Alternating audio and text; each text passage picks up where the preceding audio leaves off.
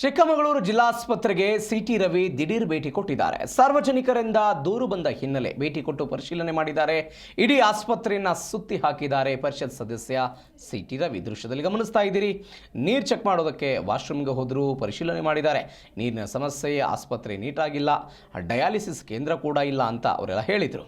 ಮಾತ್ರೆಗಳನ್ನು ಹೊರಗಡೆ ಬರೆದು ಕೊಡ್ತಾರೆ, ವೈದ್ಯರು ಸರಿಯಾಗಿ ಚಿಕಿತ್ಸೆ ಕೊಡಲ್ಲ ಅಂತ ದೂರು ಬಂದಿದ್ವು. ದೂರು ಬಂದ ಹಿನ್ನೆಲೆ ಇವತ್ತು ಸಿಟಿ ರವಿ ಪರಿಶೀಲನೆ ಮಾಡಿದ್ದಾರೆ. ದೃಶ್ಯದಲ್ಲಿ ಗಮನಿಸ್ತಾ ಇದ್ದೀರಿ.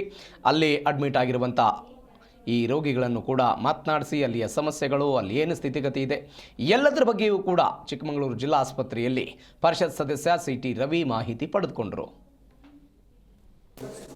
ಕ್ಲಿನಿಕ್ಗೆ ಒಳಗಡೆ ಎಲ್ಲ